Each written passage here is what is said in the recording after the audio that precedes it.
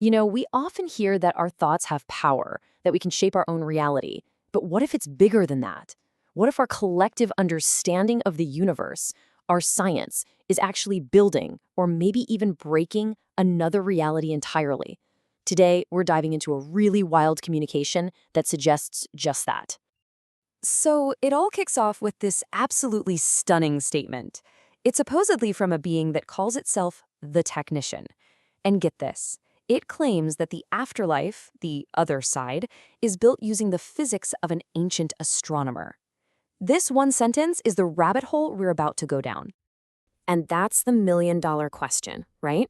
Ptolemy, the guy who thought the Earth was the center of everything. We proved that wrong ages ago. So why on earth would his outdated ideas be the blueprint for another dimension? It sounds kind of nuts, but stick with me because the explanation they give is even crazier than the claim itself. All right, so to really get our heads around this, we need to do a little time traveling. The key to this whole mystery, it turns out, isn't just over there in the spirit world. It's right here in the history of how our own ideas about the cosmos have changed so dramatically over time. Okay, just look at this timeline. For more than 1,000 years, humanity was certain. We were the center of the universe. That was it. Then along comes Copernicus and just flips the whole thing on its head. And just when we're getting used to that, Einstein shows up and basically says, well, actually, everything is relative. It's one reality-shattering shift after another. So let's be clear about what a huge deal this was. We went from being the absolute, unquestioned center of all creation, that's the geocentric model, to being just one rock orbiting one star in a ridiculously huge universe. I mean, that's not just a science update, that's a complete change in who we thought we were. And that massive shift in how we see ourselves, that's everything. Because according to our source, the technician, our beliefs aren't just ideas floating around in our heads. Oh no. They are literally the building materials for another world. Let's look at how this is even possible. And there it is, the core principle. Thoughts create reality. For them, this isn't some self-help mantra, it's a law of physics. The source material is pretty clear that in their dimension, thought is a tangible, creative force. It's what stuff is made of. But here's the kicker. It's not just about what you or I think. It's about our collective consciousness. Think of it like this. The dominant, shared worldview here on Earth, what billions of us believe to be true, acts like a massive 3D printing program, literally constructing the spirit worlds that are connected to us. And this isn't a one-way street. The technician makes it very clear that our worlds are in constant conversation. What we believe and think shapes their reality, and their reality, in turn, influences ours. It's a feedback loop, even if we're not totally aware of it. So, if our collective mind is the architect, what happens when we decide to tear up the old blueprints and design a whole new universe? Well, this is where things get a little dicey. According to the source, the consequences of our own progress have been, let's just say, pretty unsettling for them. And there you have it. Our scientific breakthroughs, our search for truth, it's causing chaos.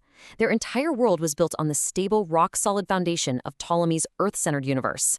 Now, our modern, ever-changing scientific ideas are making their reality feel, well, out of joint, like a constant earthquake.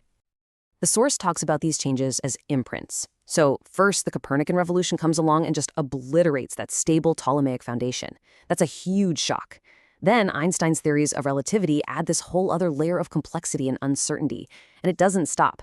New ideas from modern thinkers keep sending these ripples through their world, making it almost impossible to maintain a stable existence. Okay, so it sounds like our progress is really messing things up for them. But the technician's message isn't just doom and gloom. It's actually a plea, a request for help. And it comes with a solution. This is the whole reason they're reaching out. It's a call for stability. Now, the goal here isn't to stop science. They're not saying, hey, stop learning stuff. Not at all.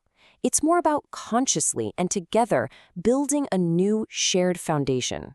A stable bridge of understanding that can connect our worlds without causing these constant reality quakes over on their side. And here's the game plan they've laid out. Step 1, they reach out and communicate through channels like the one we're talking about today. Step 2, and this is the important part, is on us. We discuss it, we talk about it, we share these ideas. The hope is that through that conversation, we can slowly, deliberately construct a new, more stable collective consciousness.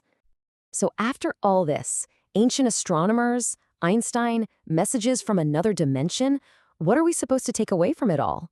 Well, the final message is maybe the biggest one. It's about our own unseen influence and the huge responsibility that comes along with it. And this quote just hits you, doesn't it? According to the technician, we're basically co-creating another world without even knowing it. We have all this power, but collectively, we haven't woken up to the responsibility that comes with that role. And that leaves us with one last really big question to chew on. This isn't just about the past. It's about right now. I mean, look around. Look at our collective conversations, our media, the things we focus on.